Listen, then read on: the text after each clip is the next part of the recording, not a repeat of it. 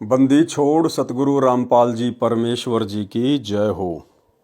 परम पिता परमात्मा सारी सृष्टि के रचनहार, कुल मालिक, असंख्य ब्रह्मांडों के स्वामी, जगत गुरु, तीनों लोकों में प्रवेश करके सबका धारण पोषण करने वाले, राजाधिराज, आत्माधार, नाथों के नाथ, देवों के देव महादेव, सर्वेश्वर महेश्वर, मृत्युंजय, अजरो अमर, आदि अनादि सनातनी प्रभु, जगत पिता जगदीश्वर, श्री श्री 1008 की उपाधि के वास्तविक अधिकारी, अकाल मूरत शब्द स्वरूपी राम वासुदेव, सर्वगतम ब्रह्म, परम पूज्य, प्रथम पूज्य, परम संत, परम पुरुष, परम धनी, परम दयालु, सत्य कबीर, हक्का कबीर, अल्लाहु कबीर, अल्लाहु अकबर, बाखबर, अल्लाह ताला, जगत के तारणहार, जगत के मुक्तिदाता, जगत के जगन्नाथ, हारे के सहारे, हिंदुओं के राम, मुसलमानों के अल्लाह, सिखों के वाहिगुरु, ईसाइयों के मसीह, दया के सागर दयानिधि, करुणा के सागर करुणानिधि, स्वयंभू परिभू, संकट मोचन, कष्ट हरण, मंगल करण, दुख भंजन, अविगत कबीर, निर्विकार निर्विषम परमात्मा, अलय अलेख सतगुरु, आदि अनादि सतगुरु, असली मर्यादा पुरुषोत्तम, असली राम, असली कृष्ण, असली घनश्याम, असली मुरारी, राजाओं के राजा, महाराजाओं के महाराजा, शहंशाहों के शहंशाह, सम्राटों के सम्राट, भगवानों के भगवान, अल्लाहों के अल्लाह, प्रभुओं के प्रभु, मसीहाओं के मसीह, सच्चे वाहिगुरु, बाबाओं के बाबा, पीरों के पीर, सेठों के सेठ, जगत सेठ, सावड़सा सेठ, सर्वगुण संपन्न, अनंत कोटि कलाओं के स्वामी, अनंत कोटि ब्रह्मांडों के नायक, योगियों में महायोगी, ध्यानियों में महाध्यानी, सिद्धों में परम सिद्ध, ज्ञानियों में तत्वज्ञानी, ब्रह्म ज्ञानी, महाज्ञानी, परम ज्ञानी, सर्वश्रेष्ठ ज्ञानी, विज्ञानी, युवा कबीर, समरथ कबीर, असमवात, अमित ओजा, सच्चे रहनुमा, करीम अल्लाह, सुभान अल्लाह, दुनिया के अंतिम पैगंबर। 8 सितंबर 1951 से गांव धनाना, जिला सोनीपत, हरियाणा, भारतवर्ष की पावन भूमि पे प्रकट रियल कल की भगवान श्री नारायण साकार हरि, श्री बाबा साहिब, शब्द स्वरूपी राम, संत श्रोमणी सतगुरु रामपाल जी परमेश्वर जी के चरण कमल में साध संगति से जुड़े हुए देश विदेश से सभी सत्सेवक भाई बहनों का अनंत कोटि दंडवत प्रणाम। सत्साई भाई और बहनों, दया पूज्य गुरुदेव भगवान की, सतगुरु रामपाल जी परमेश्वर जी की, वर्तमान के कल की भगवान की, जिनकी विशेष रजा से, विशेष मेहर से आप और हम सभी साध संगति से जुड़े हुए सत्सेवक भाई बहन पूज्य गुरुदेव जी के तत्व ज्ञान को आधार बनाकर अपनी आत्मा के कल्याणार्थ हेतु भक्ति मार्ग पर दृढ़ता के साथ आगे बढ़ रहे हैं। भाई और बहनों, इस कलयुग की बिचली पीढ़ी में साध संगति का नसीब होना ये एक विशेष मेहर होती है सतगुरु की अपनी विशेष आत्माओं के ऊपर। आप और हम सभी आत्माओं ने गुरुदेव भगवान की इस मेहर को इसी प्रकार से अंत तक मर्यादाओं में रहकर गुरु को इष्ट मानकर बनाए रखना है। भाई और बहनों, कबीर सागर के सरलार्थ के ऊपर वीडियो बनाने की जो श्रृंखला जारी थी, पूज्य गुरुदेव भगवान के आशीर्वाद से वो संपन्न हुई। लगभग 60 वीडियो कबीर सागर के सरलार्थ के ऊपर बने हैं। बहुत सारी बातें भक्ति मार्ग से संबंधित, जो बातें अभी तक सतगुरुदेव भगवान अपने सत्संगों में आप और हम तुच्छ जीवों की तुच्छ बुद्धि को देखते हुए नहीं कह पाए थे, वे सारी बातें गुरुदेव ने अपने कर कमल से कबीर सागर के सरलार्थ में पहले ही लिख दी थी। और जैसे ही समय आया तो गुरुदेव भगवान ने साध संगत वालों को निमित्त बनाकर उसके ऊपर वीडियो बनवाकर उन सभी गूढ़ रहस्यों को सार्वजनिक भी करवा दिया। और कबीर सागर के सरलार्थ के ऊपर बने 60 वीडियो देखकर आप और हम भगत भाई बहनों का विश्वास, हमारी दृढ़ता किस कदर भक्ति मार्ग पर बढ़ी है, आप और हम शब्दों में बयान भी नहीं कर सकते। जो भाई बहन अभी तक कबीर सागर के सरलार्थ के ऊपर बन चुके वीडियो नहीं देख पाए हैं, प्रार्थना है दास के Facebook page Pawan Das is live के ऊपर जाकर आप जी वीडियो जरूर देखें। उसके बाद भाई और बहनों, अब गुरुदेव भगवान ने और विशेष मेहर बख्शी है, दया बख्शी है, क्योंकि परमेश्वर तो यही चाहते हैं कि कलयुग की बिचली पीढ़ी में जिन जिन आत्माओं को मैंने चुन लिया है मोक्ष के लिए और साध संगति से जोड़कर जिनकी ट्रेनिंग हो रही है, उन आत्माओं को निरंतर दृढ़ ही करता रहूं। तो गुरुदेव ने दया बख्शी। अब उनके कर कमल से लिखित दूसरी पवित्र पुस्तक, पवित्र ग्रंथ मुक्ति बोध, जो लगभग 575 पेज की है, अब इसके ऊपर वीडियो बनाने की श्रृंखला शुरू हो चुकी है और मुक्ति बोध के ऊपर आज हमारा ये पहले नंबर का वीडियो है।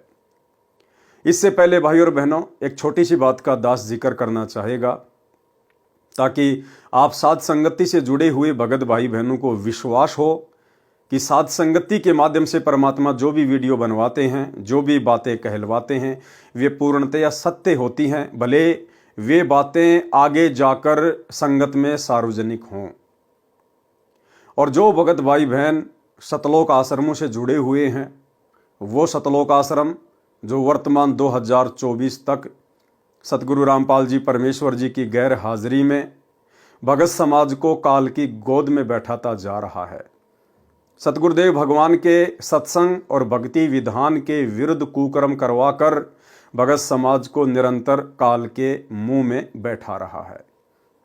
वो लोग किस कदर धोखा खा चुके हैं साध संगति से ना जुड़कर, साध संगति के वीडियो ना देखकर। दास सन 2018 से ही आप सभी भाई बहनों को सार नाम को लेकर एक बात कहता आ रहा है कि भाई और बहनों, आप लोगों ने अपनी नादानी और अज्ञानता का परिचय देते हुए सन 2018 से वर्तमान 2024 तक इन सतलोक आश्रमों में जाकर अपने पूज्य गुरुदेव भगवान की गैर हाजिरी में जो सार नाम लिया है, जो सार शब्द लिया है, वो पूर्णतया फर्जी है। 2018 से दास वीडियो बनाकर आप जियों को ये सूचना देता आ रहा है। बहुत सारे भगत भाई बहनों के ये बातें गले नहीं उतरी कि भाई वो फर्जी कैसे हो सकता है, हमें तो डीवीडी से दिया जाता है, डीवीडी में तो गुरुजी बोल रहे हैं, फिर वो फर्जी कैसे हुआ। लेकिन दास आप लोगों को एक ही बात बोलता आया था कि भाई और बहनों, अभी तक गुरुदेव ने किसी को ओरिजिनल सार नाम दिया ही नहीं है। सार शब्द की तो आप बात ही छोड़ दीजिए, अभी तक संगत में कोई ओरिजिनल सार नाम के योग्य हुआ ही नहीं है। 2018 से दास आप जियों को ये बातें बोलता आ रहा है और साथ में ये भी कहता आया है कि सार नाम के योग्य यदि आत्मा हो रही हैं, तैयार हो रही हैं, तो केवल साध संगति से जुड़कर हो रही हैं। आने वाले समय में जब पूज्य गुरुदेव भगवान हिसार जेल से अपने मिशन को पूरा करके बाहर आएंगे, तो सर्वप्रथम ओरिजिनल सार नाम की दया अपने सत्सेवक बच्चों के ऊपर करेंगे। और वर्तमान में गुरुदेव भगवान ने डीवीडी में जो सार नाम अपने खुद की वीडियो में डाल रखा है, वो सार नाम ओरिजिनल नहीं है। वो सार नाम गुरुदेव ने केवल संगत की परीक्षार्थ उस वीडियो में डाल रखा है, उस डीवीडी में डाल रखा है। और अभी तक गुरुदेव भगवान ने जिन जिन आत्माओं को सन 1994 से लेकर बरवाला कांड 2014 तक आश्रमों में अपने मुख कमल से या डीवीडी से जो सार नाम दिया है, वो भी ओरिजिनल सार नाम नहीं है। क्योंकि आज वर्तमान में गुरुदेव के जेल जाने के बाद भी वही डीवीडी वाला सार नाम भगत समाज को दिया जा रहा है। लेकिन इन दोनों में फर्क बहुत ज्यादा है। गुरुदेव भगवान के आश्रम में रहते सहते सार नाम देना और गुरुदेव के जेल जाने के बाद उनके कलयुगी परिवार के द्वारा इन आश्रमों में सार नाम दिया जाना, इन दोनों बातों में बहुत ज्यादा अंतर है भाई और बहनों। सार नाम तो दोनों ही असली नहीं है, क्योंकि अभी तक गुरुदेव ने किसी को ओरिजिनल सार नाम देना ही नहीं था, अभी तक संगत में कोई योग्य ही नहीं था। लेकिन जिन जिन भाई बहनों ने 2014 बरवाला कांड से पहले पूज्य गुरुदेव भगवान से जो सार नाम लिया है, उन भगत भाई बहनों के लिए वो सार नाम जैसा ही काम करेगा यदि वे आत्माएं विश्वास के साथ उस नाम का जाप करेंगी तो। और जिन जिन भगत भाई बहनों ने 2014 के बाद गुरुदेव के जेल जाने के बाद में इन सतलोक आश्रमों में सार नाम लिया है, वो सार नाम ना ही तो काम करेगा और ना ही वो सार नाम ओरिजिनल कहा जाएगा। इसलिए आज का यह मेरा वीडियो उन भाई बहनों की आंखें खोलने के लिए है, विशेषकर जो भाई बहन गुरुदेव के जेल जाने के बाद में सारनाम ले चुके हैं, क्योंकि ये आप लोगों की परीक्षा थी। ये परीक्षा थी भगत समाज की। परमात्मा यही तो देखना चाहते थे कि 20 वर्षों से इन आत्माओं को मैंने जो ज्ञान दिया है, सन 1994 से लेकर 2014 तक, ये आत्माएं इस ज्ञान को कितना आधार बना पाई हैं, या अभी भी भेड़ चाल में देखा देखी में चलने की इनकी आदत बनी हुई है। तो 2014 बरवाला कांड के बाद जिन जिन भगत भाई बहनों ने सारनाम लिया है, वो भाई बहन आज का ये वीडियो देखकर, यदि आपको जरा भी अकल है, अगर जरा भी आपको गुरुदेव का तत्व ज्ञान समझ में आया है, आज ही और इसी वक्त वीडियो देखते ही पूज्य गुरुदेव भगवान से नाक रगड़कर अपने घर पर ही दंडवत प्रणाम करके क्षमा याचना मांग लेना और इस सारनाम के जाप को त्याग देना। केवल प्रथम नाम और शतनाम तक का ही जाप करें, जब तक गुरुदेव भगवान हिसार जेल से आकर आपको सारनाम ना दें। अन्यथा यह सारनाम आपके गले की हड्डी बनेगा, आपके गले की हड्डी। और ज्यादातर जिन जिन लोगों ने 2014 के बाद में सारनाम लिया है, ज्यादातर उन भगत भाई बहनों के लिए वो फर्जी सारनाम गले की हड्डी बन चुका है। घर घर में झगड़ा, घर घर में कहर, अकाल मौत, किसी भी प्रकार से कोई राहत वो सारनाम उन भगत भाई बहनों को नहीं दे रहा। जितनी अच्छी प्रकार से भक्ति वो सतनाम लेकर कर रहे थे, इन शतलोक आश्रमों से वो फर्जी सारनाम लेकर अब उनके प्रथम नाम की और शतनाम की भी वो भक्ति नहीं बन पा रही है, क्योंकि मर्यादा खंडित हो चुकी है। अविश्वास प्रदर्शित कर दिया आपने अपने गुरु के ऊपर। आपने अपने गुरुदेव भगवान के हिसार जेल से बाहर आने का तनिक भी इंतजार नहीं किया। ये आपका अपने गुरुदेव के प्रति अविश्वास को दर्शाता है, अविश्वास को। अब आपको बताएंगे कि वो सारनाम नकली कैसे है, क्यों दास पिछले 7 वर्षों से 6 वर्षों से उसको नकली बता रहा है। अब आपको पूज्य गुरुदेव भगवान के मुख कमल से, सतगुरु रामपाल जी परमेश्वर जी के मुख कमल से आपको सुनाएंगे कि जो सारनाम वर्तमान में उनके जेल जाने के बाद में भगत समाज को दिया है, वो सारनाम फर्जी है, ओरिजिनल नहीं है। अब वो सारनाम क्या है, ये भी तो आपको पता होना चाहिए। तो उन भगत भाई बहनों को तो पता चल जाएगा। अभी एक छोटा सा वीडियो मैं आपको दिखाऊंगा नितिन रायजादा का। नितिन रायजादा के बारे में आप जानते ही होंगे, काल प्रेरित आत्मा है, विशेषकर सतगुरु रामपाल जी परमेश्वर जी के भक्तों के पीछे हाथ धो के पड़ा हुआ है। अंत में मिलेगा कुछ नहीं सिवाय खुद की बर्बादी के। लेकिन परीक्षा का समय है, काल हर प्रकार से भगत समाज को तोड़ने का प्रयास तो करेगा। तो सतलोक आश्रमों से गुरुदेव के जेल जाने के बाद वो फर्जी सारनाम लेकर भी लोग सतलोक आश्रमों से जुड़कर नहीं रह पाए और चले गए नितिन रायजादा के पास में, नितिन रायजादा वाला सारनाम लेने के लिए, जो 52 अक्षर से बाहर का है, इस दुनिया से बाहर का है। और वहां जाके उन्होंने बताया कि संत रामपाल जी के आश्रमों में हमारे को ये सारनाम दिया जाता है। ये हैं वो 3 शब्द सारनाम के।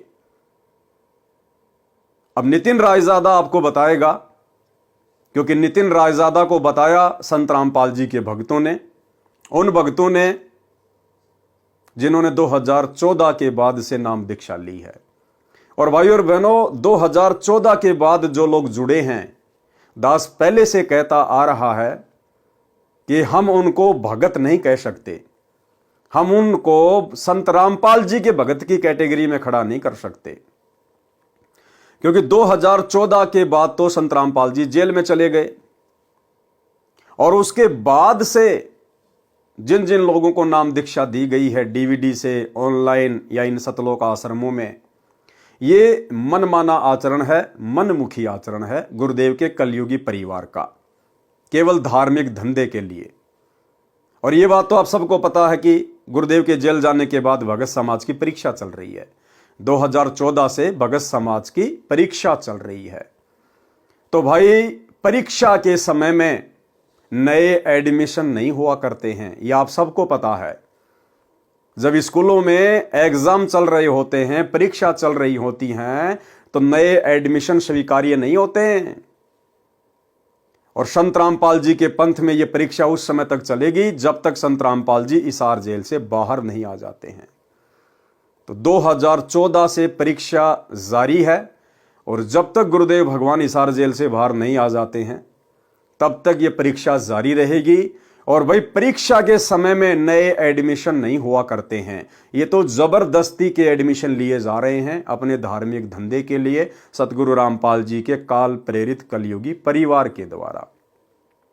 लेकिन चलो जैसा भी है, परमात्मा कहते हैं जिन हरि जैसा सुमरिया ताको तैसा लाभ। जो भगत भाई बहन 2014 के बाद भी नाम दीक्षा लेकर और जिस प्रकार से मर्यादा में रहेंगे, जैसे भी उनके श्रद्धा भाव गुरुदेव के प्रति होंगे, वैसा लाभ उनको अवश्य मिलेगा। अन्य वो जो पूजा पाठ किया करते थे शास्त्र विरुद्ध, उससे तो सैकड़ों गुना अच्छा ही है कि वो इस भक्ति मार्ग पर लगे रहें। तो अब आपको मैं नितिन रायजादा का, जो कि पूरी तरह से आध्यात्मिक क्षेत्र में बावड़ी बूंच आदमी है, अध्यात्म का कै भी उसको पता नहीं है, काल प्रेरणा से केवल सतगुरु रामपाल जी के भक्तों को तोड़ने का प्रयास कर रहा है। और संत रामपाल जी भी यही चाहते थे, तभी तो वो हिसार जेल में जाके बैठे हैं। भगत समाज की परीक्षा शुरू हुई है कि इतना ज्ञान देने के बाद भी यदि मेरे भक्ति मार्ग में थोड़ा बहुत भी जो कचरा बचा हुआ है वो मेरे जेल से बाहर आने से पहले पहले बाहर निकल जाए तो बेहतर है। तो ये तो कचरा है, गंदगी है, इसको तो वैसे भी परमात्मा ने बाहर ही निकालना था, कारण चाहे कुछ भी बनाओ। तो नितिन रायजादा तो संत रामपाल जी के भक्ति मार्ग का जो कचरा है, जो गंदगी है, उसको इकट्ठी कर रहा है। तो जो जो लोग इन सतलोक आश्रमों से सार नाम लेकर, सार शब्द लेकर, क्योंकि सार नाम सार शब्द जैसे ही आपने लिया सतलोक आश्रमों से गुरुदेव के जेल जाने के बाद, उसी समय आपकी मर्यादा टूट गई, क्योंकि आपने अपने गुरुदेव के ऊपर अविश्वास प्रकट कर दिया। और जैसे मर्यादा टूटी उसके बाद आपका हाल तो बुरा होना ही है, किसी का पहले, किसी का 2 दिन बाद में। तो किसी को विशेष लाभ कोई हुआ नहीं, तो लोगों ने भक्ति में दोष निकाल के और नितिन रायजादा की शरण ग्रहण कर ली। और भाई जब नितिन रायजादा उनका नया गुरु बन गया तो गुरु से कुछ छुपाया थोड़ी जाता है।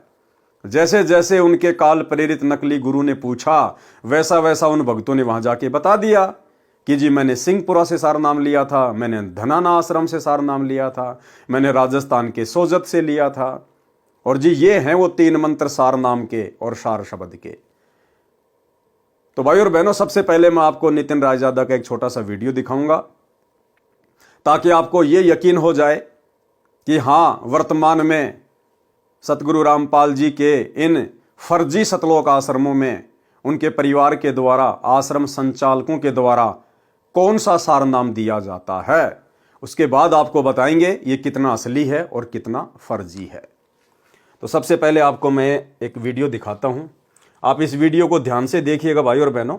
और मेरे द्वारा ये जो वीडियो चलाया जा रहा है, ये इस मूर्ख प्राणी की कोई जो है प्रसिद्धि के लिए नहीं चलाया जा रहा, केवल आप भगत भाई बहनों की आंखें खोलने के लिए, आपको सत्य से परिचित करवाने के लिए। तो क्या है वो सार नाम जो भक्तों ने जाकर फिर इसको बताया कि हमारे को डीवीडी से ये 3 मंत्र दिए गए हैं, आप ध्यान से देखिएगा। और एक जमाना ऐसा था जब ये बिल्कुल डंके की चोट पे कहते थे कि सच्चा गुरु वो होता है जो 3 बार में नाम देता है, 3 बार में नाम देने वाला पूर्ण गुरु होता है। और आज इन लोग की ऐसी हालत हो गई है कि मेरे 10 बार पूछने पर भी ये लिख नहीं सकते कि मेरे गुरुजी कितनी बार में नाम दीक्षा देते। देखो एक बार फिर आ गया मैसेज चंद्रभान जी का, कह रहे हैं संत रामपाल जी महाराज 3 बार में नाम दीक्षा देते हैं जैसा गीता में लिखा है। आओ तुम्हें गिनवा देते हैं।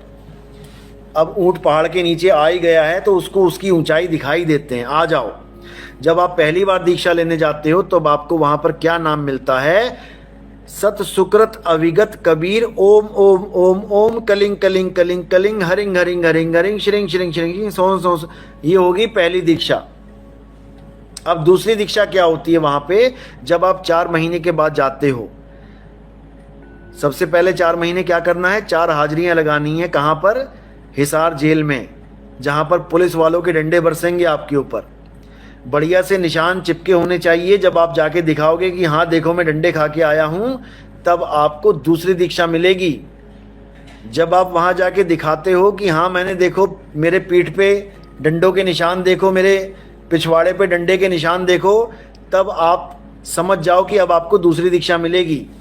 और दूसरी दीक्षा में क्या मिलेगी, क्योंकि आप डंडे खा के जब भागे हो वहां पे, तो आपकी सांस चढ़ी है, बहुत ज्यादा सांस चढ़ती है, तो आपको श्वासों पे ही दीक्षा मिल जाती है कि जल्दी ज्यादा सांस आ रही जा रही, तो इस पे जल्दी जल्दी ओम सोहम रटो, तो आपका नाम जल्दी जल्दी चलेगा, भक्ति जल्दी पूरी होगी। तो जब श्वास तो जब सांस आपकी बाहर निकलती है, तो आपने ओम बोलना है मन में श्वासों पे। और जब आपकी सांस बाहर निकलेगी तब ओम बोलना है, और जब आपकी सांस अंदर जाएगी तो सोहम करना है।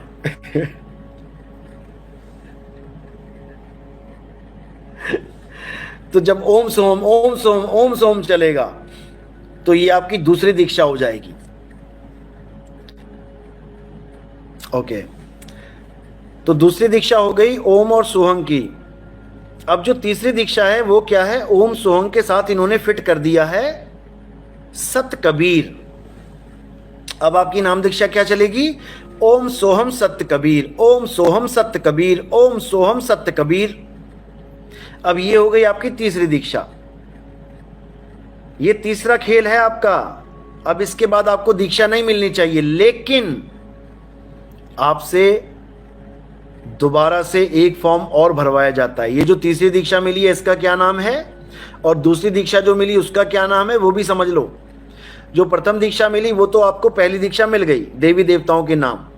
जो दूसरी ओम सोहम की दीक्षा मिली वो है सतनाम, रामपाल जी का डुप्लीकेट सतनाम। और जो तीसरी दीक्षा मिली वो क्या है, वो है सार नाम। सार नाम में भी खेल खत्म नहीं हुआ अभी ये दीक्षाओं का। तीसरी दीक्षा के बाद आपको एक और फॉर्म भरवाया जाता है जिसको कहते हैं सार शब्द। अब सार शब्द में क्या देते हैं ये लोग, अच्छे से समझ लो। जो ओम सोहंग सत्य कबीर, ओम सोहंग सत्य कबीर चल रहा है, उसमें केवल आ का डंडा जोड़ देना है। क्योंकि वहां जेल के बाहर डंडे खा के आए हो ना, पहली दीक्षा के बाद डंडा जोड़ा गया ना, पहली दीक्षा के बाद भी डंडा जोड़ा जाता है और तीसरी दीक्षा के बाद भी डंडा ही जोड़ा जाता है।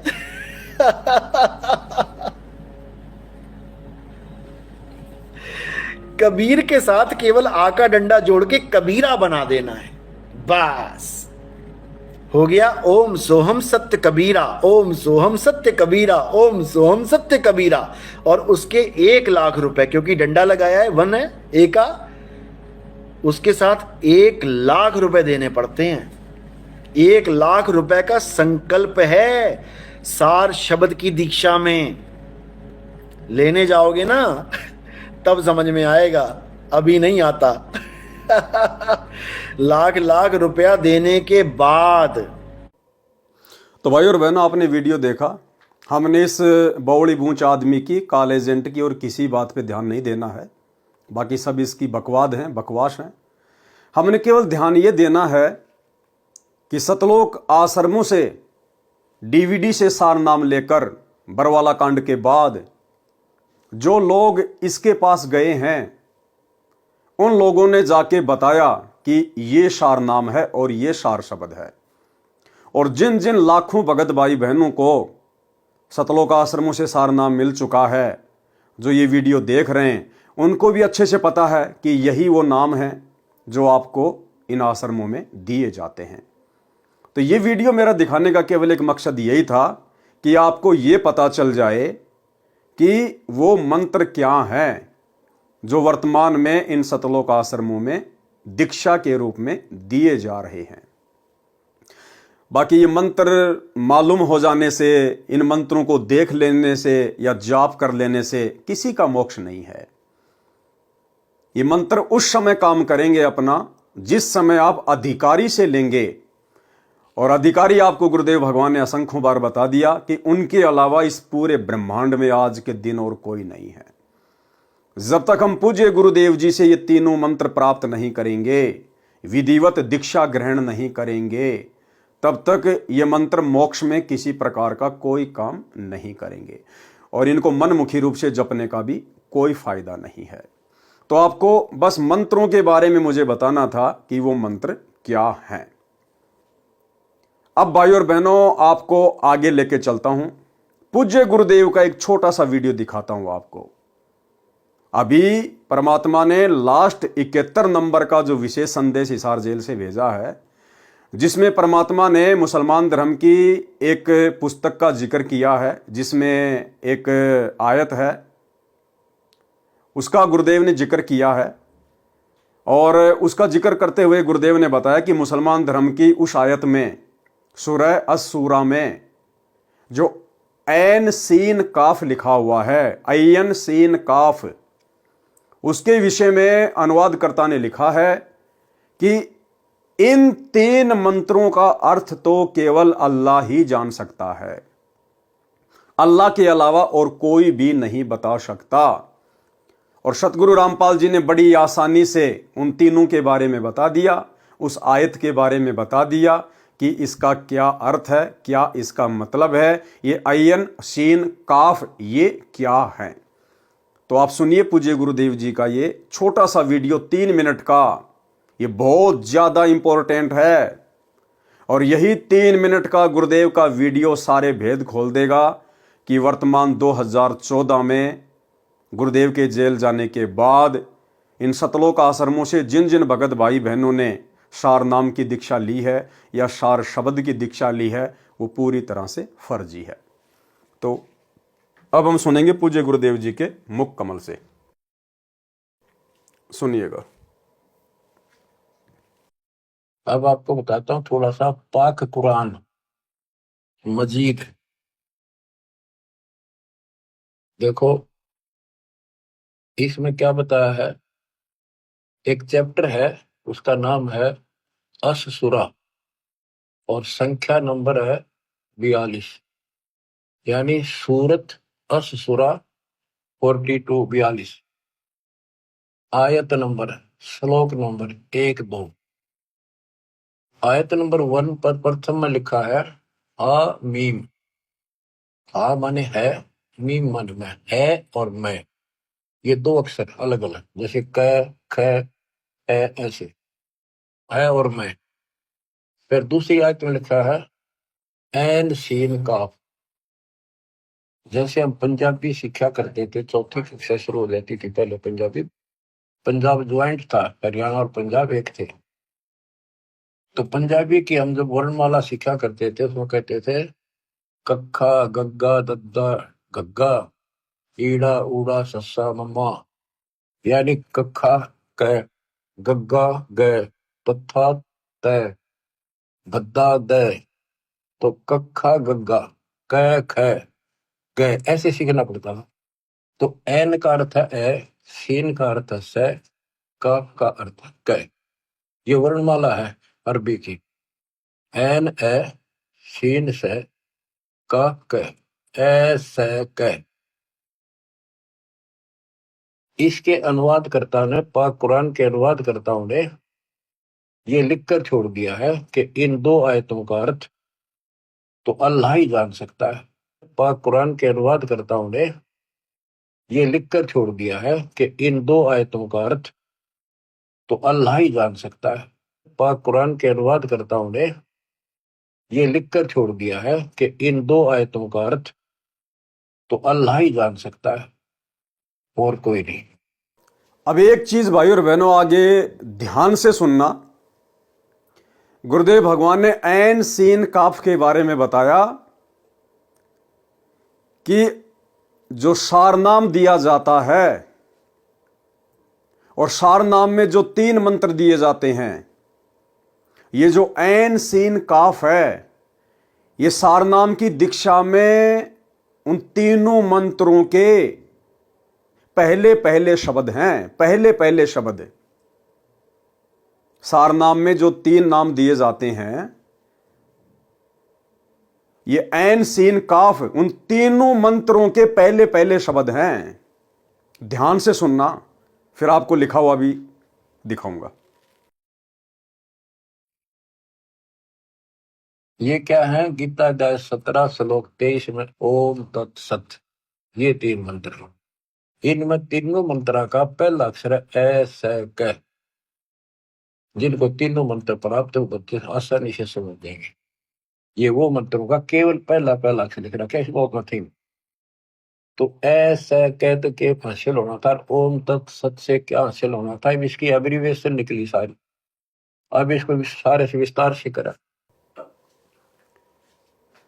तो भाई और बहनों, आपने देख लिया, गुरुदेव भगवान ने अपने मुख कमल से कह दिया कि ये जो ऐन सीन काफ है, ऐसा क, ऐन सीन काफ, सारनाम में जो 3 मंत्र दिए जाते हैं, उन तीनों मंत्रों के ये पहले पहले अक्षर हैं, ए स क, ऐन सीन काफ।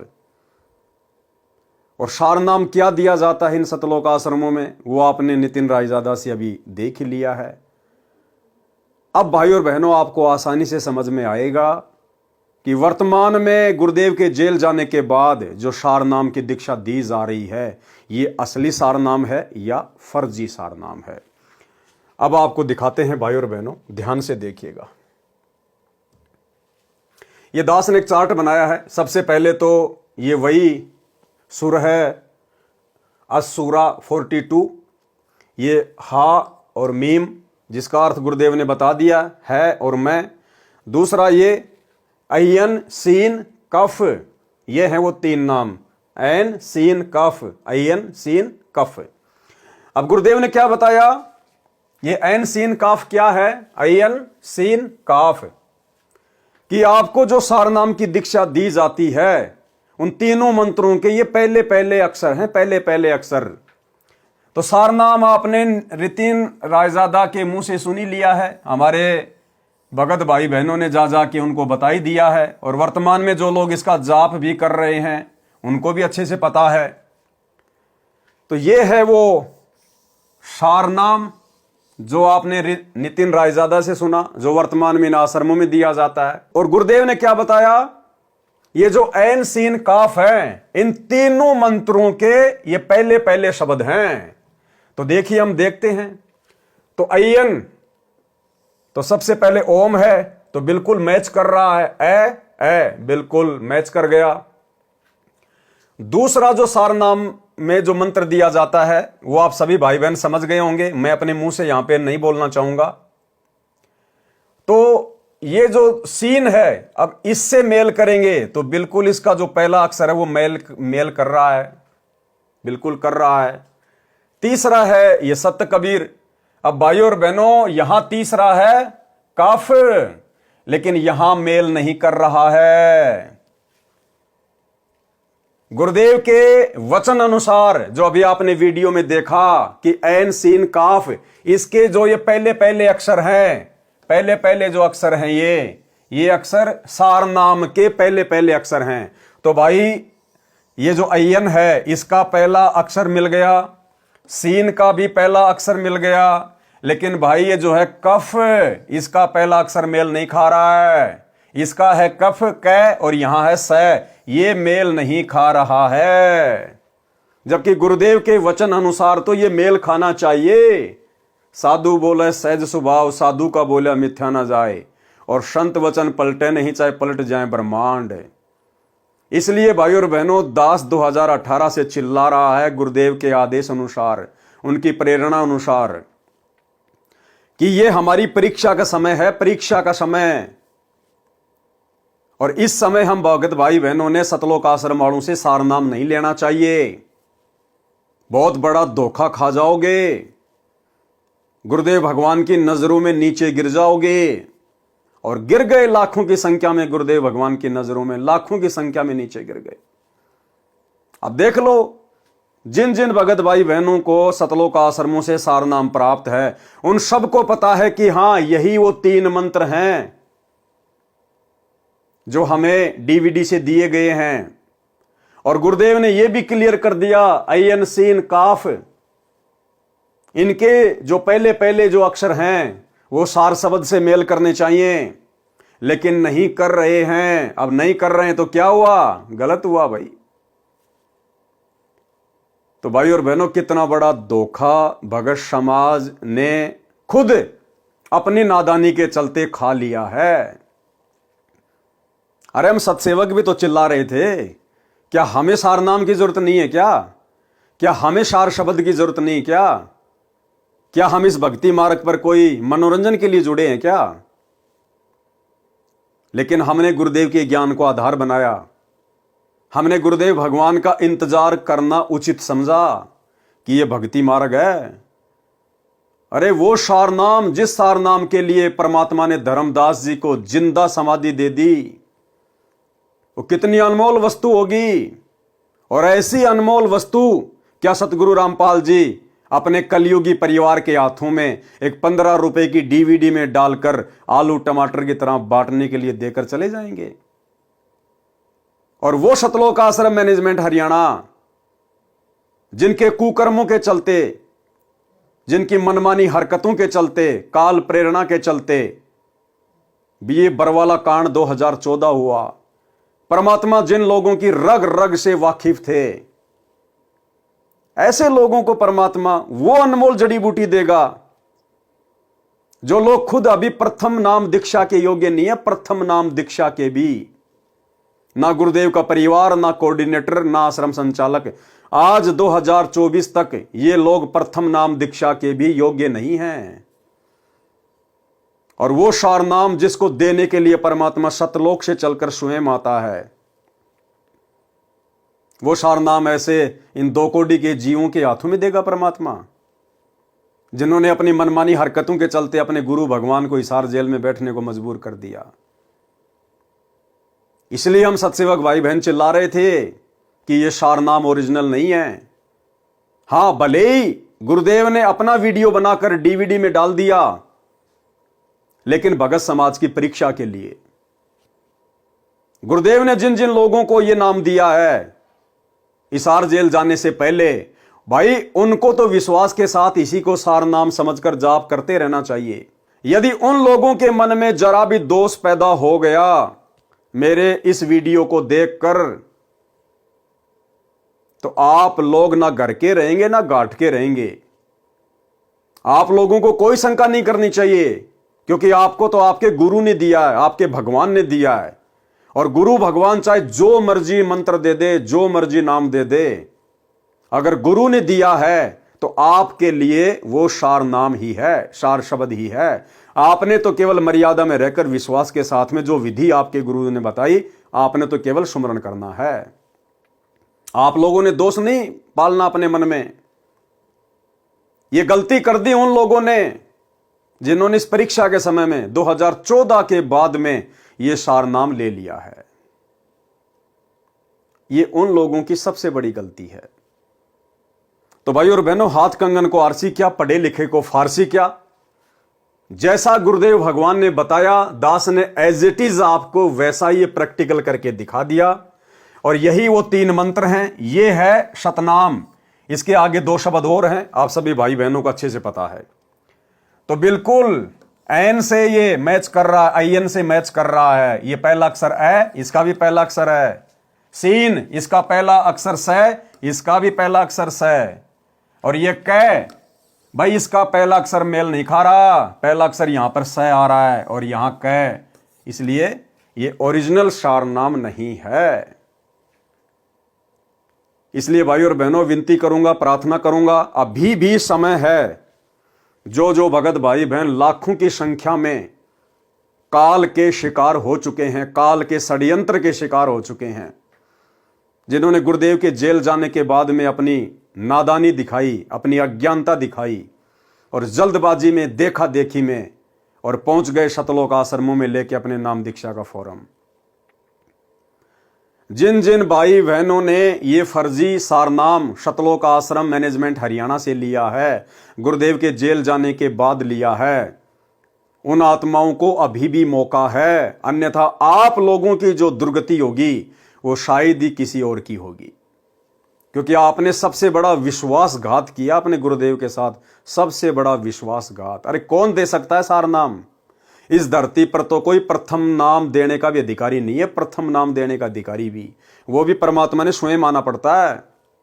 और सार नाम, सार शब्द, और आप लोगों ने अपने जैसे 2 कोड़ी के जीवों से ले लिया। फिर भगवान क्यों आया धरती पे? अरे जब सार नाम सार शब्द भगत ही भगत को दे रहा है तो भगवान क्या भेड़ बकरियां चराने आया यहां पर सतलोक से? जरा भी दिमाग नहीं लगाया तुम लोगों ने। ये थी परीक्षा, अभी भी समय है। गुरुदेव भगवान से नाक रगड़ रगड़ के अगर बात समझ में आई है तो अपने घर पर ही नाक रगड़ रगड़ के गुरुदेव से समायाचना कीजिए, रो रो के, कि परमात्मा नादान हूं, ये बंदी छोड़, 2 कोड़ी का तुच्छ जीव हूं मालिक, क्षमा करना, पापी आत्मा हूं, बंदी छोड़, बहुत बड़ी गलती हो गई, आगे से ध्यान रखूंगा परमात्मा। और आज ही मैं इस सार नाम का जाप करना छोड़ रहा हूं, केवल प्रथम नाम और शतनाम का ही स्मरण करूंगा। और गुरुदेव जब तक आप हिसार जेल से बाहर नहीं आ जाते हैं अपनी लीला पूरी करके, तब तक मैं किसी भी सतलोक आश्रम में नहीं जाऊंगा, कहीं भी ज्योति पाठ और दान का पैसा नहीं दूंगा, किसी के भी बहकावे में नहीं आऊंगा। सात संगति से जुड़कर अपने घर को आश्रम बनाकर, ज्ञान को आधार बनाकर अपनी भक्ति करूंगा। हो सकता है परमात्मा आपकी सुन ले, बाकी दूसरा कोई चारा नहीं है। भाई और बहनों, गलतफहमी में ना रहना। हवा निकल गई है हजारों की संख्या में उन भगत भाई बहनों की, दुर्गतियां हो रही हैं जिन्होंने ये फर्जी सार नाम ले लिए। तो ये आप लोगों को दिखाना था, उम्मीद करूंगा बात समझ में आ गई होगी। अब भाई और बहनों, हम आगे बढ़ते हैं आज के अपने मुख्य टॉपिक के ऊपर। पवित्र ग्रंथ मुक्ति बोध जो पूज्य गुरुदेव जी ने अपने कर कमल से लिखी है, आप और हमारे सामने है, आप और हमारे हाथों में है। आज इसका ये पहला वीडियो हम गुरुदेव भगवान के विशेष आशीर्वाद से बनाने जा रहे हैं। और भाई और बहनों, कोई भी धर्म ग्रंथ होता है, कोई भी पुस्तक होती है, शुरुआत के 2, 4, 5 वीडियो केवल उसकी भूमिका बनाते हैं, केवल भूमिका। जैसे हम लोग पहले फिल्में देखा करते थे 3 घंटे की, तो आधी घंटे की तो भूमिका बनती थी, कुछ विशेष समझ में नहीं आता था। इसी प्रकार से कोई भी ग्रंथ, कोई भी पुस्तक होती है, शुरुआत में 10, 15, 20, 25 उसके जो पेज होते हैं वो एक प्रकार से भूमिका होती है। आप लोगों को बताया जाता है कि ये किस संदर्भ में है, कौन कौन इसके पात्र हैं, क्यों ये पुस्तक लिखी गई है। लेकिन ये पवित्र ग्रंथ मुक्ति बोध, ये आदरणीय गरीबदास जी महाराज जी का जो सदग्रंथ साहिब है, जिसमें 24,000 वाणियां हैं, ये उन वाणियों के सरलार्थ को लेकर है। यानी हमारे मतलब की जो वाणियां हैं, उन वाणियों को निकालकर, उन विषयों को निकालकर सतगुरु रामपाल जी ने आप और हमारे लिए, भगत समाज के लिए, ये पवित्र ग्रंथ अपने कर कमल से लिखकर हमें दिया है। और इसमें सबसे पहले आदरणीय गरीबदास जी महाराज जी की महिमा है, उनके विषय में लिखा हुआ है। वे कौन थे, कहाँ के रहने वाले थे, कैसे उनको परमात्मा मिले, परमात्मा मिलने के बाद उन्होंने आध्यात्मिक क्षेत्र में क्या किया, तो ये उनके विषय में है। चूंकि भाई और बहनों, गुरुदेव भगवान के कर कमल से लिखित है और महापुरुषों की जीवनी पर है, इसलिए इस पवित्र ग्रंथ को पढ़ने और सुनने से भी हम ढेर सारे पुण्य के भागी बनते हैं। और जितना हम इन महापुरुषों की जीवनी को पढ़ेंगे, हमें उतना ही फायदा है, उतना ही लाभ है।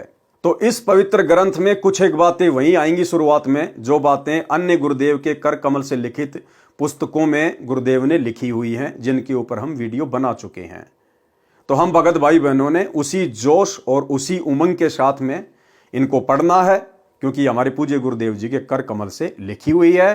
फिर जैसे जैसे हम आगे बढ़ेंगे, 4, 5, 6 वीडियो में आगे बढ़ेंगे, उसके बाद भाई और बहनों, परमात्मा ने अनमोल खजाना आप और हमारे अंदर इतना दृढ़ विश्वास पैदा हो जाएगा, अगर ब्रह्मा विष्णु महेश भी आकर हमें डगमग करने का प्रयास करें तो मुंह की खा के जाएंगे।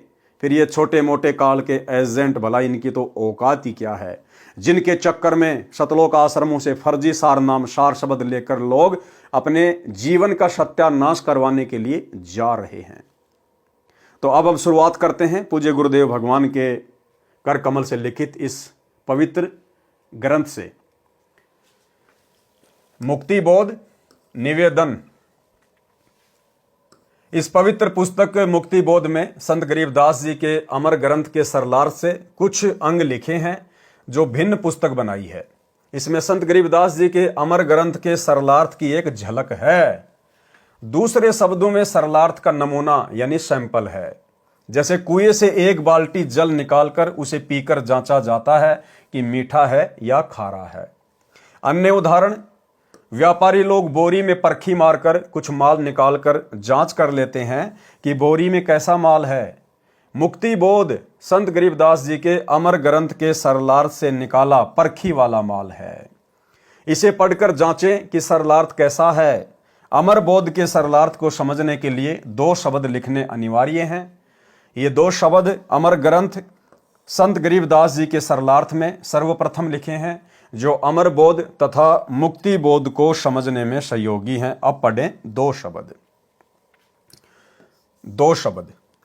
संत गरीबदास जी के अमर ग्रंथ की अमृतवाणी का सरलार्थ प्रारंभ करने से पूर्व कुछ आवश्यक जानकारी कराना अनिवार्य समझता हूं। श्री सदग्रंथ साहिब में अधिक वाणी संत गरीबदास महाराज जी की हैं। संत गरीबदास जी का जन्म गांव छुडानी, जिला झज्जर, हरियाणा प्रांत में सन 1717 विक्रमी संवत 1774 में हुआ। गांव छुडानी में गरीबदास जी महाराज का नानका है। ये गांव करोथा, जिला रोहतक, हरियाणा के रहने वाले धनखड़ गोत्र के थे। इनके पिता श्री बलराम जी का विवाह गांव छुडानी में श्री शिवलाल सिहाग की बेटी रानी देवी से हुआ था। श्री शिवलाल जी का कोई पुत्र नहीं था, इसलिए श्री बलराम जी को घर जमाई रख लिया था।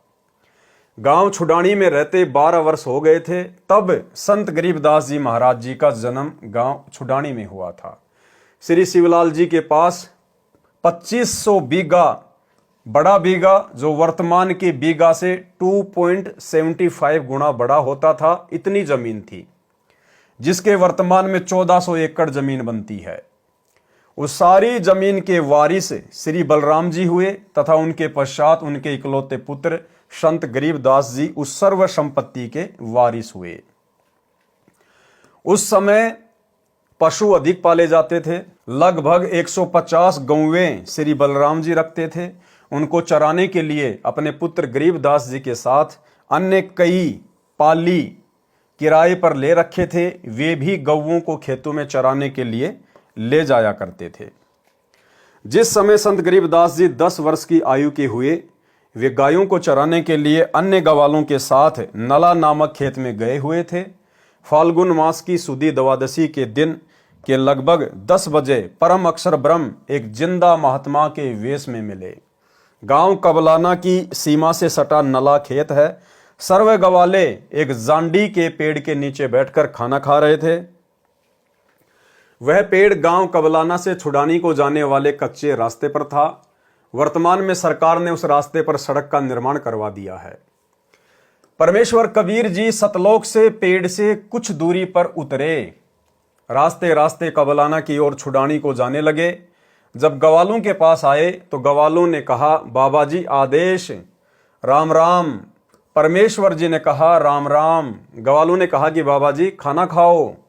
परमेश्वर जी ने कहा कि खाना तो मैं अपने गांव से खाकर चला था। गवालों ने कहा कि महाराज खाना नहीं खाते तो दूध तो अवश्य पीना पड़ेगा। हम अतिथि को कुछ खाए पिए बिना नहीं जाने देते।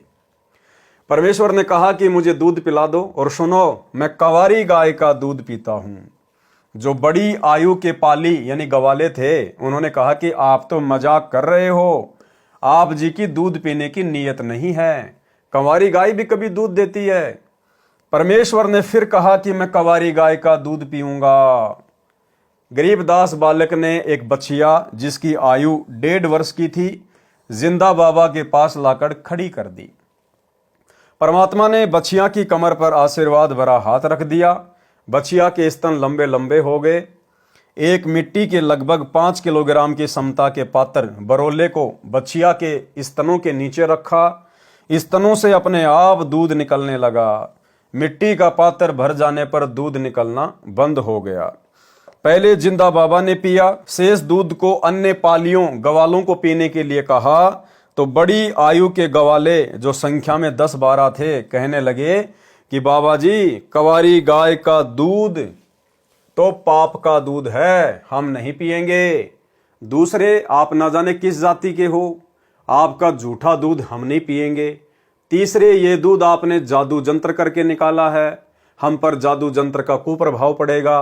ये कहकर जिस जांडी के पेड़ के नीचे बैठे थे वहां से चले गए।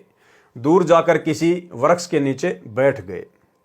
तब बालक गरीबदास जी ने कहा कि हे बाबा जी, आपका झूठा दूध तो अमृत है, मुझे दीजिए। कुछ दूध बालक गरीबदास जी ने पिया।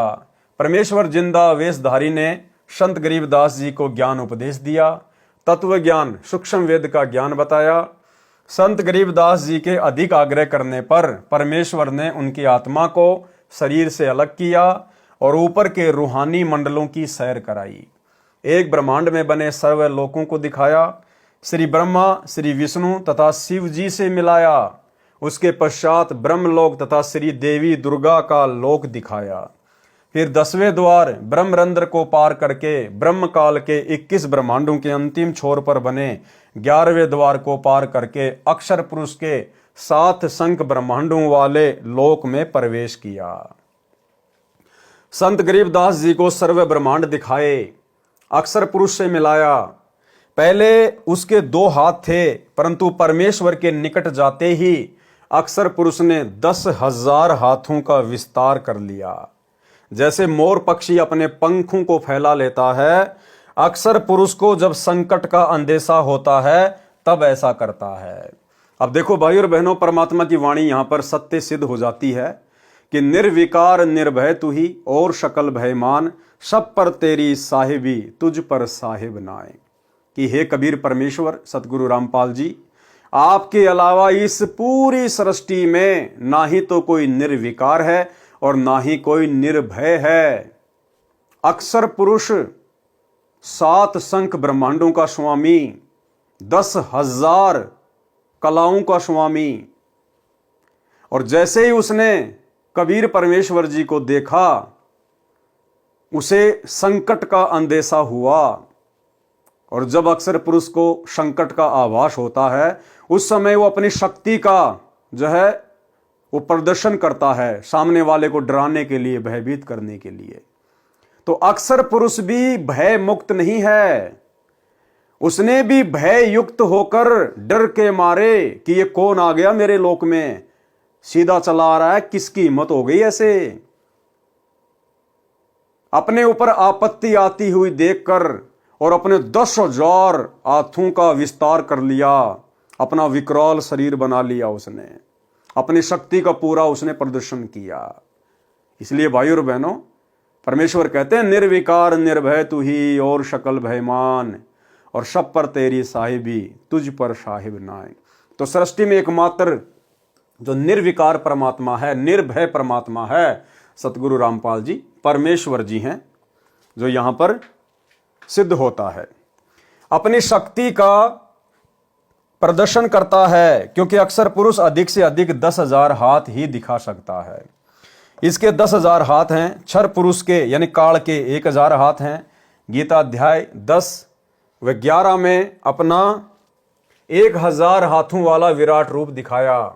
गीता अध्याय 11 श्लोक 46 में अर्जुन ने कहा कि हे सहस्त्र बाहु, 1,000 भुजाओं वाले, अपने चतुर्भुज रूप में आइए।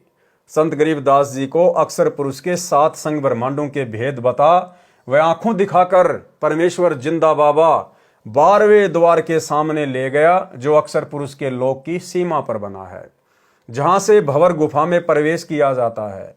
जिंदा वेशधारी परमेश्वर जी ने संत गरीबदास जी को बताया कि जो 10वां द्वार यानी जो ब्रह्मरंध्र है, वो मैंने शतनाम के जाप से खोला था।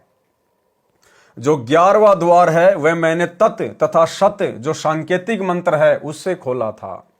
अन्य किसी भी मंत्र से उन द्वारों पर लगे ताले नहीं खुलते। अब ये 12वां द्वार है, ये मैं सत शब्द यानी सारनाम से खोलूंगा। हालांकि भाई और बहनों, परमेश्वर को किसी भी मंत्र का जाप करके ये द्वार खोलने की आवश्यकता नहीं होती है, क्योंकि परमेश्वर सर्वशक्तिमान होते हैं।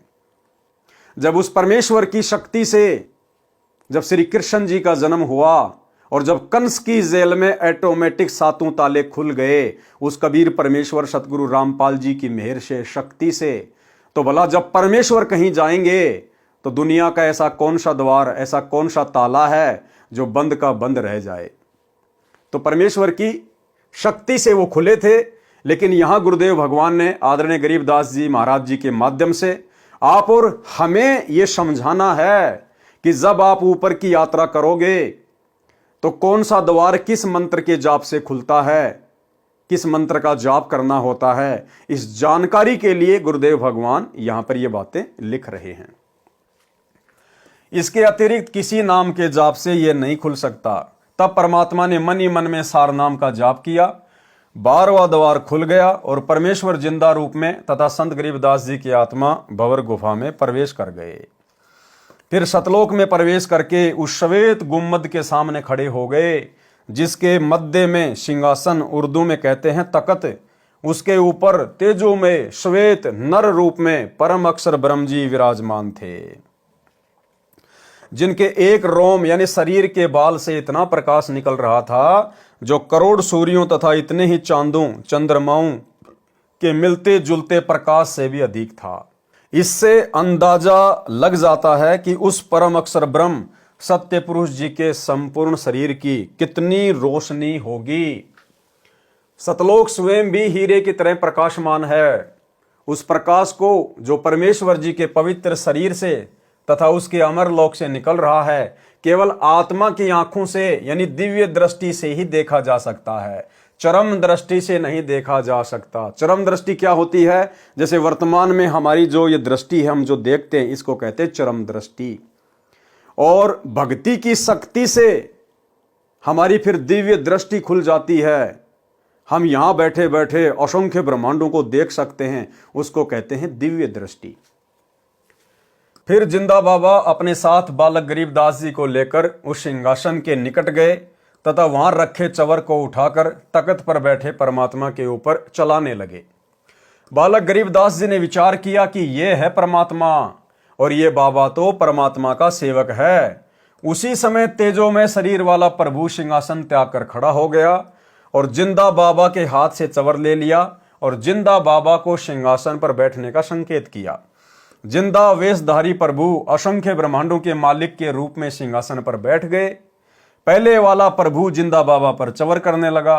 संत गरीबदास जी विचार ही कर रहे थे कि इनमें परमेश्वर कौन हो सकता है।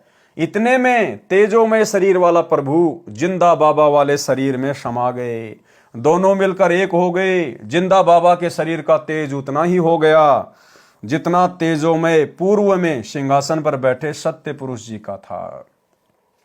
अब यह लीला परमात्मा ने क्यों दिखाई आदरणीय गरीबदास जी महाराज जी को?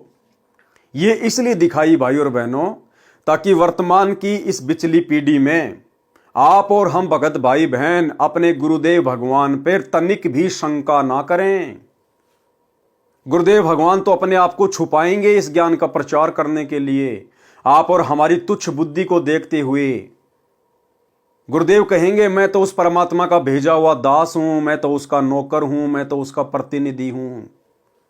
लेकिन ये जो उदाहरण परमेश्वर ने पहले ही साबित कर दिए हैं, अपने एफिडेविट तैयार कर दिए हैं, आत्माओं को सतलोक दिखा दिखाकर अपने गवाह के रूप में जो पेश कर दिए हैं, इन उदाहरणों से हमने शिक्षा लेनी है कि वो कबीर परमात्मा स्वयं ही धरती पर गुरु रूप में प्रकट होता है। स्वयं ही जिस प्रकार गरीबदास जी को लगा सतलोक में सिंहासन पर तेजोमय परमात्मा के रूप को देखकर कि भाई असली परमात्मा तो ये है और जो जिंदा बाबा मुझे नीचे से ऊपर लेकर आया है ये तो यहां का कोई नौकर है, कोई सेवक है। लेकिन आगे गरीबदास जी ने देखा कि जो सिंहासन पर जो तेजोमय रूप में बैठा है वो खड़ा हुआ और जो जिंदा बाबा था, जो नीचे से गरीबदास जी को ऊपर लेकर गया था, वो सिंहासन पर बैठ गया और पहले वाला परमात्मा जिंदा बाबा के ऊपर चवर कर रहा है। अब गरीबदास जी सोच ही रहे थे कि इनमें भाई परमात्मा कौन है। इतने में वो तेजोमय शरीर वाला परमात्मा जो जिंदा बाबा पे चवर कर रहा था, वो उस जिंदा बाबा के शरीर में समा गया और जिंदा बाबा का जो नूर था, शरीर का जो तेज था, वो उतना ही हो गया। एक रोमकूप में यानी एक बाल में 1 करोड़ चंद्रमा, 1 करोड़ सूरज, इससे भी कहीं ज्यादा मिली जुली रोशनी, और वो चंवर अपने आप हो रहा है, अपने आप। तब गरीबदास जी को समझ में आया कि भाई जो जिंदा बाबा नीचे से मुझे ऊपर लेकर आया है, जो मेरा गुरु है, जिसने मुझे प्रथम नाम के नीचे दीक्षा दी, भाई ये तो स्वयं ही असंख्य ब्रह्मांडों के स्वामी हैं, ये स्वयं ही परमात्मा है। और उसके बाद में फिर जिंदा बाबा ने गरीबदास जी को क्या बताया। आप और हम भगत भाई बहनों की शंका समाप्त करने के लिए कि कलयुग की बिचली पीढ़ी में, उस मोक्ष के प्राइम टाइम में अपने गुरु को हल्के में मत ले लेना, अपने गुरु को परमात्मा के अलावा मत मान लेना। कबीरा तेनर अंध हैं जो गुरु को कहते, और हरि के रूठे ठोर है, गुरु रूठे नहीं ठोर। यानी अपने गुरु को हमने अन्य दृष्टि में नहीं देखना है कि परमात्मा तो कोई सतलोक में बैठा है कबीर जी, और हमारे गुरु जी तो उनके भेजे हुए प्रतिनिधि हैं, उनके अवतार हैं। नहीं, बहुत बड़ी मार खा जाएंगे इस कलयुग की बिचली पीढ़ी में। हर युग में हम केवल यही तो एक गलती करते आ रहे हैं, आज उसी गलती को हमने सुधारना है। कौन सी गलती? आज से पहले हमने कभी भी गुरु रूप में आए हुए कबीर परमात्मा को परमात्मा नहीं माना। हमने केवल उनको अपना गुरु ही माना और भगवान मानते रहे, ब्रह्मा विष्णु महेश को, अन्य शक्तियों को, जिनको भी हम पहले पूजा करते थे। और ये गलती वर्तमान में भाई और बहनों आप और हमने करने से बचनी है। हमारा गुरु, हमारा कबीर, हमारा इष्ट, हमारा परमेश्वर एक ही है, सतगुरु रामपाल जी परमेश्वर। फिर आदरणीय गरीबदास जी को क्या बताया जिंदा बाबा ने। कुछ ही क्षणों में परमेश्वर बोले, हे गरीबदास, मैं असंख्य ब्रह्मांडों का स्वामी हूं, मैंने ही सर्व ब्रह्मांडों की रचना की है, सर्व आत्माओं को वचन से मैंने ही रचा है, 5 तत्व तथा सर्व पदार्थ भी मैंने ही रचे हैं, क्षर पुरुष यानी ब्रह्म तथा अक्षर पुरुष व उनके लोकों को भी मैंने उत्पन्न किया है, इनको इनके तप के बदले में सर्व ब्रह्मांडों का राज्य मैंने ही प्रदान किया है। मैं 120 वर्ष तक पृथ्वी पर कबीर नाम से जुलाही की भूमिका करके आया हूं। तब गरीबदास जी को समझ में आया कि भाई ये तो खाली गुरु नहीं, ये तो सब कुछ है। गुरु भी यही, सतगुरु भी यही, और सत्य पुरुष भी यही। और वर्तमान में भाई और बहनों आप और हमें कैसे विश्वास हो? विश्वास तो देखो हमने ज्ञान से करना पड़ेगा। बाकी हमारे विश्वास को और अधिक दृढ़ करने के लिए बहुत सारे भगत भाई बहनों के इंटरव्यू हैं, जिनको सतगुरु रामपाल जी परमेश्वर सतलोक लेकर गए, उनकी आत्मा को शरीर से निकाल कर लेके गए। जैसे गरीबदास जी की आत्मा को परमात्मा लेकर गए थे, इसी प्रकार असंख्य भक्तों को सतगुरु रामपाल जी परमेश्वर उसी विधि से सतलोक लेकर गए, हमें विश्वास दिलाने के लिए। कुछ एक इंटरव्यू हैं जो दास आपको दिखा देता है, और ये इंटरव्यू देखने के बाद में आप भगत भाई बहनों को भली भांति समझ में आ जाना चाहिए कि वर्तमान में हम उस दाढ़ी मूंछ वाली कबीर जी की फोटो को कबीर जी मानकर जो पूज रहे हैं, अपने घर पर उस फोटो को सजा के रखे हैं, दरबार में लगा के रखे हैं, जून के महीने में हम उस फोटो का कबीर प्रकट दिवस मना रहे हैं, हम कितनी बड़ी भूल कर रहे हैं। हम अपने गुरु को कबीर क्यों नहीं मान पा रहे? तो ये 2-3 इंटरव्यू छोटे छोटे हैं, जैसे ही आप इनको सुनोगे हो सकता है आपको विश्वास हो जाए। और विश्वास ना होने की भाई और बहनों वैसे तो कोई गुंजाइश गुरुदेव भगवान ने अपने सत्संगों में छोड़ी नहीं है, लेकिन फिर भी परमात्मा चाहते हैं कि जब तक इन आत्माओं को यह दृढ़ विश्वास नहीं होगा कि मेरा गुरु ही कबीर है, मेरा गुरु ही परमात्मा है, तब तक इनकी बात इस कलयुग की बिचली पीढ़ी में भी मोक्ष वाली बन नहीं पाएगी। तो भाई और बहनों अब मौका ना चूकिए, ना तो गुरुदेव ने कोई कमी छोड़ी है और ना ही भगत भाई बहनों के इंटरव्यू के माध्यम से परमात्मा ने कोई कमी रखवाई है। सुनिए इंटरव्यू। उतार है। एक दिन मैंने खुद को ही प्रश्न पूछा, तो चलो एक बार टेस्ट करके देखते हैं कि सच में संत रामपाल जी कबीर साहब क्या उतारे क्या। तो सितंबर 20, 2020 में संत रामपाल जी महाराज मेरे सामने प्रकट हुए रात को 3:30 बजे और मेरा हाथ पकड़ के मुझे बोला, बेटा तू चल मेरे साथ। तो सतलोक लेके गए और सतलोक में उन्होंने दिखाया कि देख ले, मैं सिंहासन पे बैठा हुआ वो मैं ही हूँ और जो मैं धरती पर हूँ वो भी मैं ही हूँ। तो तेरी शंका अब दूर हो गई है, तू मुझे पहचान ले बेटा, ये भक्ति मत छोड़। और ये मैं साक्षात परमात्मा ने दर्शन दे के मुझे बताया कि मैं खुद ही कबीर आया हूँ। रामपाल जी महाराज जी ने मुझे कबीर साहिब जी के सिंहासन के पास ले गए और वहां पर बंदीछोड़ गुरु रामपाल जी महाराज जी कबीर साहिब के सिंहासन के साइड में खड़े हो गए और मैं उनके सामने कबीर साहिब के सामने खड़ी थी। तो क्या हुआ, देखते ही देखते क्या हुआ कि बंदीछोड़ सतगुरु रामपाल जी महाराज कबीर साहिब के शरीर में समा गए और फिर अकेले कबीर परमात्मा रह गए। फिर कबीर परमात्मा का शरीर बंदीछोड़ सतगुरु रामपाल जी महाराज जी के रूप में चेंज हो गया। फिर बंदीछोड़ सतगुरु रामपाल जी महाराज जी कबीर साहिब के रूप में चेंज हो गए। फिर तब मुझे वहां पर समझ आया कि जो बंदीछोड़ सतगुरु रामपाल जी महाराज जी हमारे बीच यहाँ धरती पर रह रहे हैं, ये ही खुद कबीर परमात्मा है और यही भगवान है जिसे मैं बचपन से तलाश रही। तो भाई और बहनों, वीडियो आपने देखा और वीडियो देखकर आप लोगों ने विचार करना चाहिए, गुरुदेव के ज्ञान को आधार बनाकर चिंतन मनन करना चाहिए कि अभी भी यदि हम उस कागज के टुकड़े कबीर जी वाली मुर्दा फोटो को कबीर जी मानकर पूज रहे हैं तो हम इस कलयुग की पिछली पीढ़ी में भी कितना बड़ा धोखा खा रहे हैं। भारत देश जम्बू द्वीप के काशी नगर बनारस में नीरू नीमा नाम के पति पत्नी थे। वे मुसलमान जुलाहा थे, वे निसंतान थे। ज्येष्ठ सुदी पूर्णिमासी की सुबह ब्रह्म मुहूर्त में लहर तारा नामक सरोवर में काशी के बाहर जंगल में मैं नवजात शिशु का रूप धारण करके कमल के फूल पर लेटा था।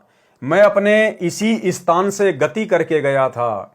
नीरू जुलाहा तथा उसकी पत्नी प्रतिदिन उसी तालाब पर नहाने जाया करते थे। उस दिन मुझे बालक रूप में प्राप्त करके अत्यंत खुश हुए। मुझे अपने घर ले गए। मैंने 25 दिन तक कुछ भी आहार नहीं किया था। तब शिवजी एक साधु के वेश में उनके घर गए। वह सब मेरी ही प्रेरणा थी। शिव से मैंने कहा था कि मैं कंवारी गाय का दूध पीता हूं। तब नीरू एक बछिया लाया। शिव को मैंने शक्ति प्रदान की। उन्होंने बछिया की कमर पर अपना आशीर्वाद भरा हाथ रखा। कंवारी गाय ने दूध दिया, तब मैंने दूध पिया था। मैं प्रत्येक युग में ऐसी लीला करता हूं जब मैं शिशु रूप में प्रकट होता हूं, केवल उस समय जब यह परमात्मा शिशु रूप में प्रकट होता है। और भाई और बहनों, प्रत्येक युग की शुरुआत में सतयुग, त्रेता, द्वापर और कलयुग, प्रत्येक युग की शुरुआत में परमात्मा इस प्रकार की लीला करते हैं। क्यों करते हैं? क्योंकि वेदों में परमेश्वर की महिमा लिखी हुई है कि जब वो परमात्मा शिशु रूप में पृथ्वी पे प्रकट होता है, अपनी अच्छी आत्माओं को मिलता है, उनको ज्ञान उपदेश देता है, उस समय उस परमात्मा के परवरिश की लीला कंवारी गायों के दूध से होती है।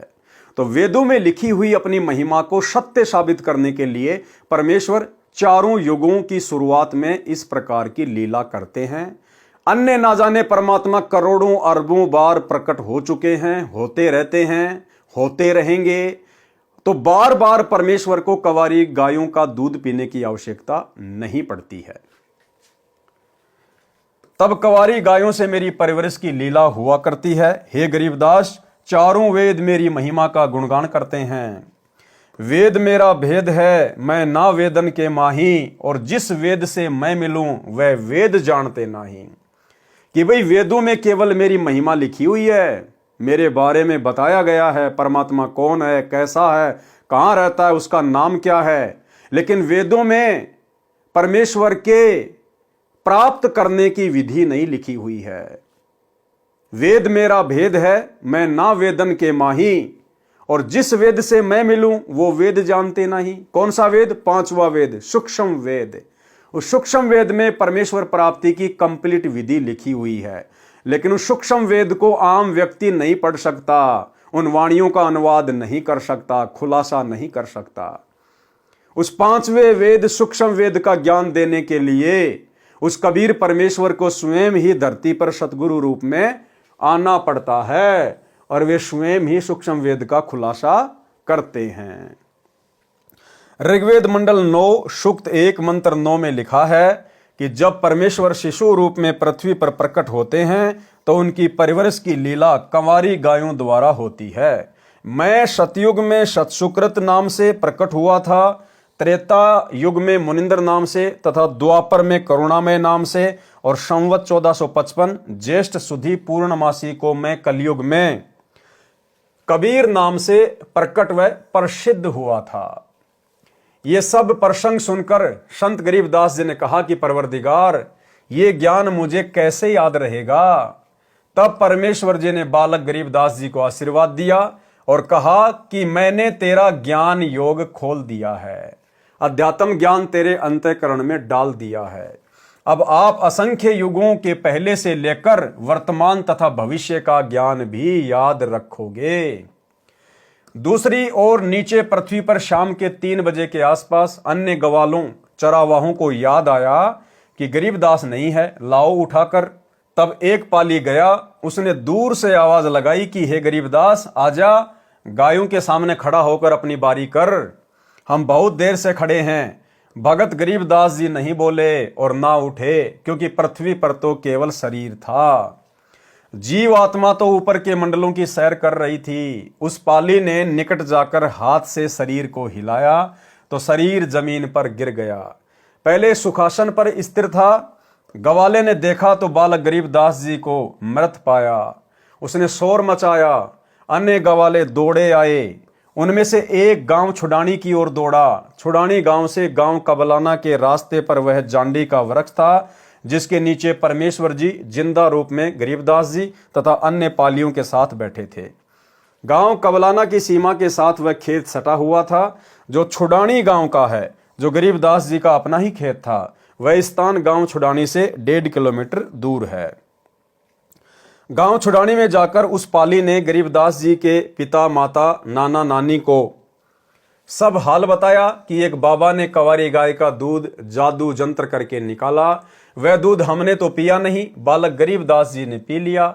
हमने अभी देखा तो वह मर चुका है। बच्चे के शव को चिता पर रखकर अंतिम संस्कार की तैयारी कर दी।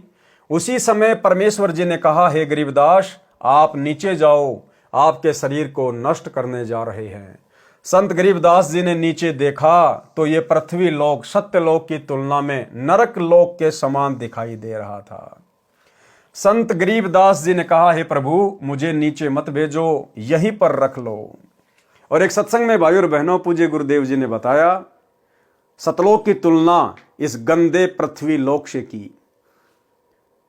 कि एक सूअर वो सारा दिन क्या करता है, गंदी नाली में नाक रगड़ता रहता है, बिष्टा खाता है।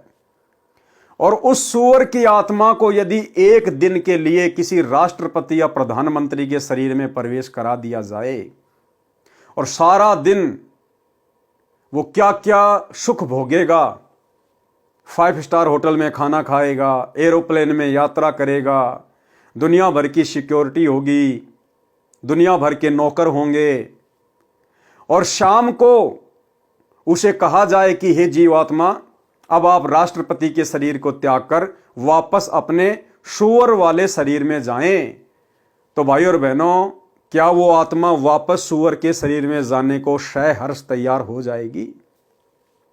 100 बार हाथ जोड़ेगी, विनती करेगी कि हे प्रभु मुझे तो इसी के शरीर में रख लो, मुझे तो यहीं रख लो। हे प्रभु जो आनंद यहां है वहां तो सौपन में भी नहीं है। तो भाई और बहनों इसी प्रकार गरीबदास जी के माध्यम से परमेश्वर आप और हमें समझा रहे हैं कि हम जिस गंदे लोक में यहाँ के सुखों को सुख मान के और बिल्कुल स्थिर होके बैठे हैं, सतलोक की तुलना में तो नरक लोक है, नरक गंदगी का ढेर। संत गरीबदास जी ने कहा, हे प्रभु मुझे नीचे मत भेजो, यहीं पर रख लो। तब सत्य पुरुष कबीर जी ने कहा कि आप पहले भक्ति करोगे, जो साधना मैं तुझे बताऊंगा उस भक्ति की कमाई यानी शक्ति से फिर यहाँ स्थायी यानी परमानेंट स्थान प्राप्त करोगे। सामने देख वह तेरा महल है जो खाली पड़ा है, सर्व खाद्य पदार्थ भरे पड़े हैं। नीचे पृथ्वी पर वर्षा होगी तो अन्न होगा, कितनी मेहनत करनी पड़ती है, यहाँ जैसे पदार्थ पृथ्वी पर है ही नहीं। आप नीचे जाओ, प्रथम मंत्र मैंने तुझे दे दिया है, फिर सतनाम भी तुझे प्रदान करके आऊंगा। ये सतनाम 2 अक्षर का होता है, एक ओम अक्षर, दूसरा तत्, ये सांकेतिक है। फिर कुछ समय उपरांत तुझे सार नाम दूंगा। इन सर्व नामों, प्रथम नाम, दूसरा नाम तथा तीसरे नाम की साधना करके ही तू यहां आ सकेगा। मैं हरदम भगत के साथ रहता हूं, तू चिंता मत करना। अब आप शीघ्र जाइए। क्या कह रहे हैं गुरुदेव कि मैं हमेशा भगत के साथ रहता हूं। यानी भाई और बहनों, नाम दीक्षा लेने के बाद में हम भगत भाई बहनों ने कहीं भी फालतू में धक्के खाने की आवश्यकता नहीं पड़नी चाहिए। नाम दीक्षा लेने के बाद भगत के केवल 2 ही ठिकाने होते हैं। पहला ठिकाना है उसका अपना घर जहां उसका परिवार रहता है, और दूसरा ठिकाना है आश्रम जहां उसका गुरुदेव भगवान रहता है। लेकिन उन आश्रमों में केवल उसी समय जाना चाहिए जब उसके पूज्य गुरुदेव भगवान सह शरीर उन आश्रमों में विराजमान हो, अन्यथा जैसा उसका घर वैसा उसका आश्रम। मैं हरदम भगत के साथ रहता हूं, तो चिंता मत करना। अब आप शीघ्र जाइए। इतना कहकर परम अक्षर पुरुष जी ने संत गरीबदास जी के जीव को शरीर में प्रवेश कर दिया। कुल परिवार के लोग चिता में अग्नि लगाने ही वाले थे। उसी समय बच्चे के शरीर में हलचल हुई। शव को रस्से से बांध कर ले जाते हैं, वह रस्सा भी अपने आप टूट गया। संत गरीबदास जी उठकर बैठ गए, चिता से नीचे उतरकर खड़े हो गए। उपस्थित गांव के व परिवार के व्यक्तियों की खुशी का ठिकाना नहीं रहा। बालक गरीबदास ऊपर को आंखें करके परमात्मा को देख रहा था, तथा जो अमृत ज्ञान परमेश्वर जी ने उनके अंतःकरण में डाला था वह अमृतवाणी दोहों व चौपाइयों तथा शब्दों के रूप में बोलने लगा। गांव वालों को उस अमृतवाणी का ज्ञान नहीं था, इसलिए उन्होंने सोचा कि बच्चे को बाबा ने फटकार मार दी, जिस कारण से बड़बड़ा रहा है, कुछ का कुछ बोल रहा है। परंतु परमात्मा का सौ शुक्र मना रहे थे कि लड़की का लड़का जीवित हो गया। पागल है तो भी लड़की रानी देवी अपना दिल रोक कर खुश रहेगी। ये समझकर महापुरुष गरीबदास जी को पागल गांव की भाषा में बावड़िया कहने लगे।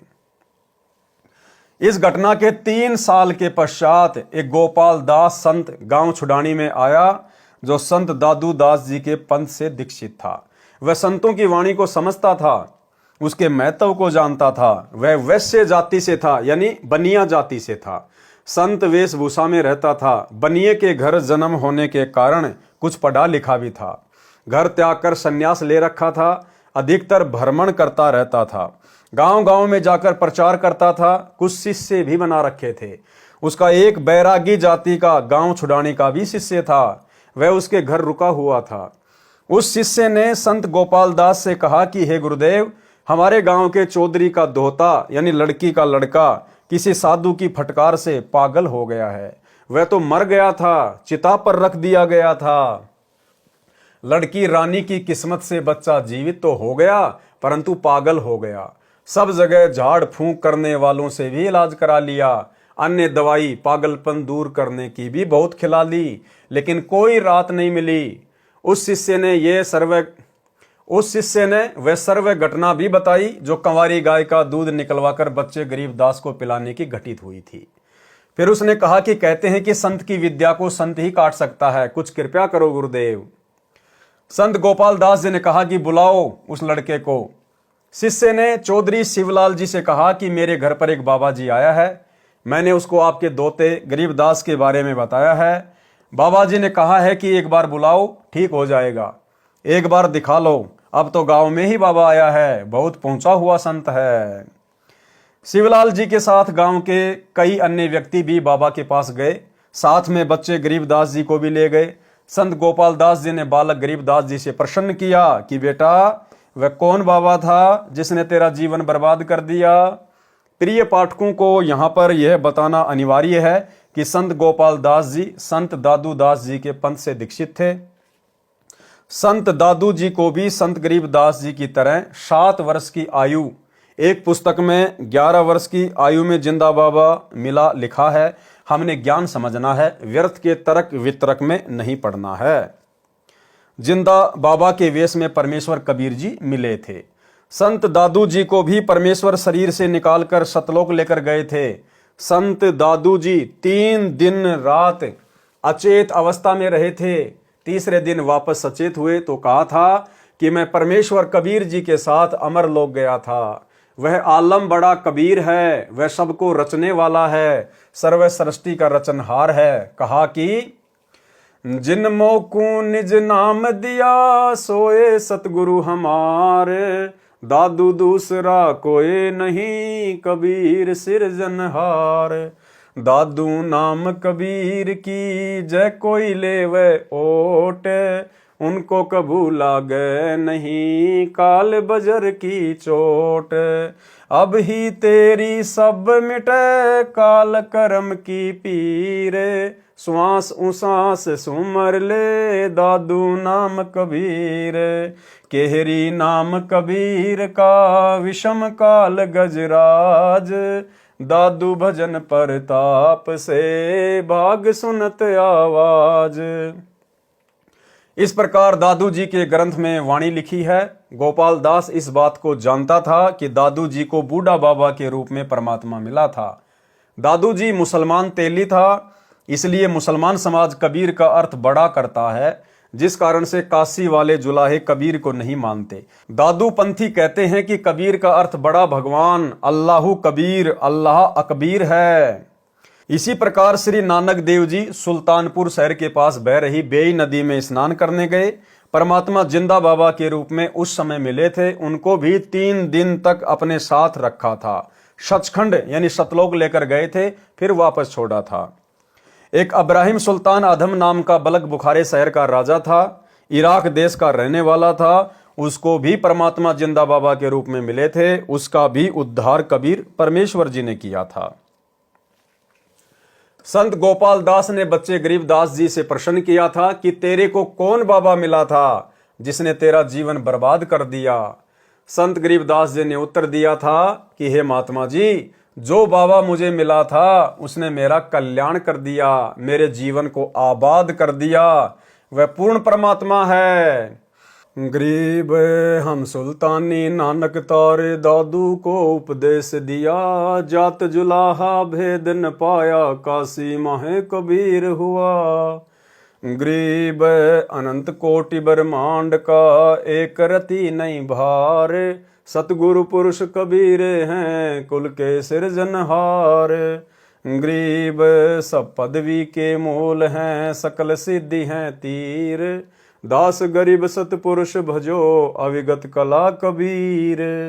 गरीब अजब नगर में ले गए हमको सतगुरु आण, जल के बिंब अगाध गति सूते चादर ताण। गरीब शब्द स्वरूपी उतरे सतगुरु सत कबीर, दास गरीब दयालु हैं डिगे बंधावे धीर। गरीब अलल पंख अनुराग है सुन मंडल रे थीर, दास गरीब उधारिया सतगुरु मिले कबीर। गरीब परपटन वह लोक है जहाँ अदली सतगुरु सार, भक्ति हेत से उतरे पाया हम दीदार। गरीब ऐसा सतगुरु हम मिला है जिंदा जगदीश, सुन विदेशी मिल गया छत्र मुकुट है शीश। गरीब जमजो राजा से डरे धर्मराय धर धीर, ऐसा सतगुरु एक हैं अदली असल कबीर। गरीब माया का रस पिया कर हो गए डामाडोल, ऐसा सतगुरु हम मिला ज्ञान योग दिया खोल। गरीब जमजो राजा से डरे मिटे कर्म के लेख, अदली असल कबीर हैं कुल के सतगुरु एक। संत गरीबदास जी को कौन मिला था? बाबा जी को उसका परिचय दिया। जो ऊपर लिखी वाणियों में संत गरीबदास जी ने स्पष्ट कर दिया है कि जिस परमेश्वर कबीर जी ने हम सबको, संत गरीबदास, संत दादू दास, संत नानक देव तथा राजा अब्राहिम सुल्तानी आदि आदि को पार किया, वह भारतवर्ष के काशी शहर में कबीर जुलाहा नाम से प्रसिद्ध हुआ है। वह अनंत कोटि ब्रह्मांडों का सृजनहार है, वह मुझे मिला था। ये उपरोक्त वाणी बोलकर संत गरीबदास 13 वर्षीय बच्चे चल पड़े। संत गोपाल दास जी समझ गए कि यह कोई सामान्य बच्चा नहीं है, ये तो परमात्मा से मिला है, ऐसी अमृतवाणी बोल रहा है, इस वाणी को लिखना चाहिए। ये विचार करके बालक गरीबदास जी के पीछे पीछे चल पड़ा और कहने लगा कि हे गांव वालों, ये बालक पागल नहीं है, तुम पागल हो। ये क्या बोल रहा है, तुम समझ नहीं सके। मुझे पता चला है ये बच्चा तो अवतार है प्रभु का, इसको तो जिंदा बाबा के रूप में स्वयं भगवान मिले थे। इसी प्रकार हमारे पूज्य दादू साहेब जी को भी मिले थे। दादू जी की सब वाणियां लिखी नहीं गई थी। अब इस बच्चे से सर्व वाणी लिखवाऊंगा, मैं खुद लिखूंगा। ये वाणी कलयुग में अनेकों जीवों का कल्याण करेगी। संत गोपाल दास जी के बार बार आग्रह करने पर संत गरीबदास जी ने कहा, गोपाल दास जी, यदि पूरी वाणी लिखे तो मैं लिखवाऊं, कहीं बीच में छोड़ गए तो नहीं लिखवाऊंगा। संत गोपाल दास जी ने कहा, महाराज जी, मैं तो घर से निकल चुका हूं परमार्थ और कल्याण कराने के लिए। मेरी 62 वर्ष की आयु हो चुकी है, मुझे इससे अच्छा कोई कार्य नहीं है, आप कृपया करें। तब संत गरीबदास जी तथा संत गोपाल दास जी बेरी के बाग में एक जांडी के नीचे बैठकर वाणी को लिखवाने लगे। वह बेरी का बाग संत गरीबदास जी का अपना ही था। उस समय छुडानी गांव के आसपास रेतीला क्षेत्र था, जैसे राजस्थान में है। वहां पर जांडी के वृक्ष अधिक होते थे, उनकी छाया का ही प्रयोग अधिक किया जाता था। इस प्रकार संत गरीबदास जी ने परमात्मा से प्राप्त तत्व ज्ञान आंखों देखा हाल वाणी रूप में बोला तथा संत गोपाल दास जी ने लिखा। लगभग 6 महीनों तक ये कार्य किया गया। फिर जब जब किसी से वार्ता होती तो संत गरीबदास जी वाणी बोला करते थे, तो अन्य व्यक्ति भी लिख लिया करते थे, जिन सबको मिलाकर एक ग्रंथ रूप में हाथ से लिखा गया है। संत गरीबदास जी के समय से ही इस ग्रंथ का पाठ करना प्रारंभ हो गया था। अब देखो भाई और बहनों, क्या कह रहे हैं परमात्मा कि संत गरीबदास जी के समय से ही, यानी लगभग 300 वर्ष पहले ही इस अमर ग्रंथ का पाठ शुरू हो चुका था।